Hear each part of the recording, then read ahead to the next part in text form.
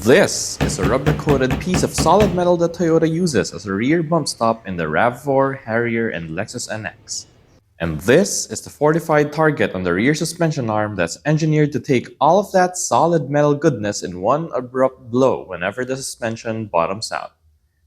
What if we can use that lower arm target to our advantage?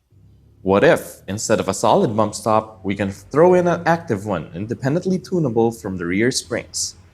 What if we can have 4 rear springs? Hey everyone, welcome back to the channel. In today's video, I'll show you guys how to replace the factory rear bump stops on your Lexus NX with active ones that can work with the rest of your rear suspension. In essence, this mod gives you 2 floating rear springs that stay disconnected when you're driving straight for factory levels of comfort, and raise the total rear spring rate enough to eliminate understeer when you're leaning the car into corners. It's also less expensive yet way more effective than a rear sway bar upgrade. This mod is responsible for about 60 to 70% of my NX's driving characteristics today.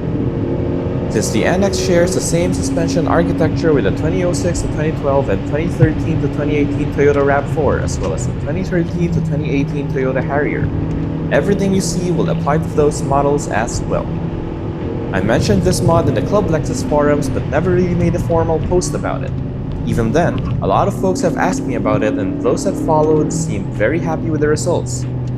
I hope this video, and Project NX in general, helps bring driving enjoyment to a greater number of Lexus NX, RAV4, and Harrier owners. Towards the end, I'll also cover driving dynamics and tuning options for this mod. Let's jump into it. Timbren is a Canadian company specializing in rubber springs and bump stops for light vehicles all the way to heavy semis. The kit you'll need to buy is their JFC01. Now, if I remember right, JFC01 is an active bump stop kit intended for the front suspension of old Jeep Wranglers. They made this kit to improve ride comfort when the suspension bottoms out during off-roading. I chose this kit for several reasons. The length of the total package was just right to leave a little free space between the rubber spring and the lower arm for comfort. I'll talk about how to adjust this kit for lowered vehicles and tune its engagement point later in this video, so please do stay for that. Like the Lexus NX's rear end, the Wrangler uses M10 bolts for its front bump stop mounting. The holes on this kit are thus just right to take M10 bolts of the proper pitch and length for installation. Now, speaking of proper pitch and length, the M10 by 1.5 bolts included with the kit are not compatible with the Lexus and Toyotas since they take the finer M10 by 1.25 spec. You need to buy new bolts to fit this kit in the Lexus NX.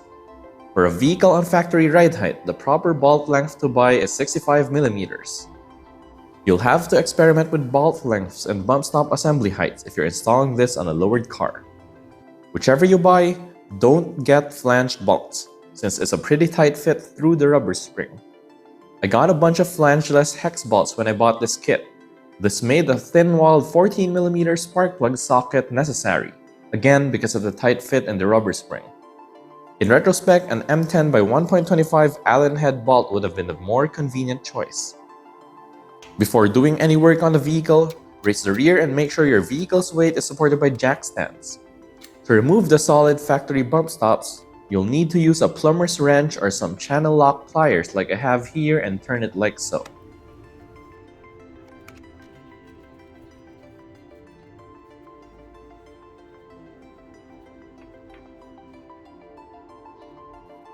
You then take the Timbren bump stop stack and run your new bolts through each component. I'd like to point out that this washer was loose inside the spring when I first bought this kit. It took quite a bit of fiddling about to get it in the correct position for the bolt to run through. After you deal with the washer, continue by sliding this metal collar in. If I'm not mistaken, this prevents the base of the rubber spring from collapsing when you tighten the bolt into the receiving thread. Finally, slide the metal base and plate through. Once you're holding the stack with your extended spark plug socket or Allen wrench, thread them into the bolt hole.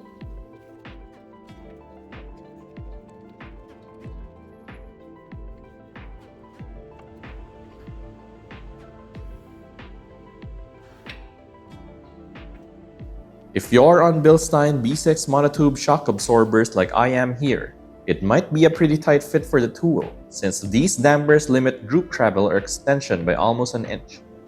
If you have longer shock absorbers like the factory ones, the tip of the bump stop stack might touch the electric parking brake motor right here at full suspension extension. You don't have to worry about that, since the gap gets bigger as the rear suspension compresses.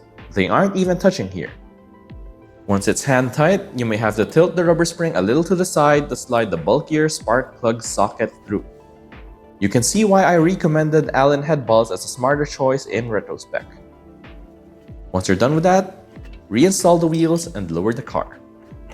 Let the suspension settle by rolling the vehicle forward and backward, then confirm that the rear end isn't riding on the bump stops at static ride height.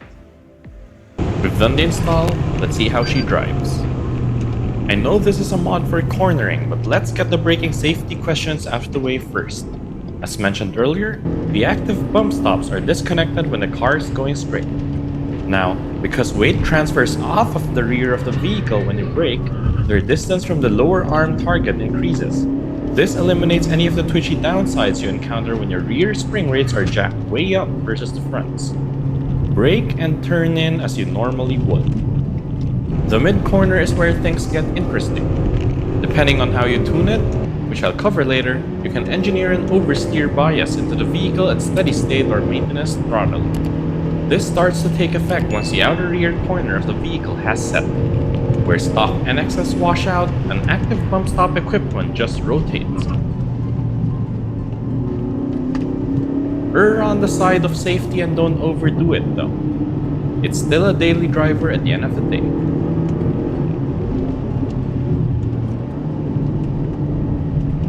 Once you have the vehicle pointed at the exit or even a little over-rotated, use the front wheel bias of the all-wheel drive system to your advantage and ease into the accelerator to pull out of the corner. There will still be some understeer in the wet since you won't be able to load as much onto the rear bump stops, but I think that's a good thing. In the dry, the front and rear ends wonderfully slip in sync. Corner exit after corner exit. Before I end this video, I want to show you guys how to tune this mod for lowered NXs and RAV4s. So everything you've seen so far is for fuss-free installation to a vehicle on factory ride height. To get more tuning options, you'd want to grind around 8mm off of the base right here. With a motion ratio of about 0.6 or 0.7, this will delay engagement of the active bump stops by maybe around 30mm deeper into the compression stroke. You can then buy a bunch of these 2mm thick titanium fender washers online and use them as shims to tune your bump stop engagement point for comfort or cornering aggressiveness. To install this mod on lowered vehicles, the idea is pretty much the same, but you'd need to shave off more than 8mm off of the metal base. The spring that Timbren included with this kit is the A00520-75, whose dimensions and stiffness I've been very happy with. If you want to change the spring itself, Timbren maintains a spec chart for individual springs that you can then purchase from online retailers. You just have to make sure that the total height of your base plus the collapsed length of the spring you choose doesn't go under the length of the factory metal bump stop.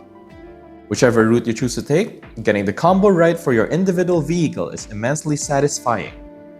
I hope you enjoyed this video. If you want to see more of these, please do consider subscribing. I promise not to spam your feed with clickbaity thumbnails and the like. Thank you for watching. I'll see you next time.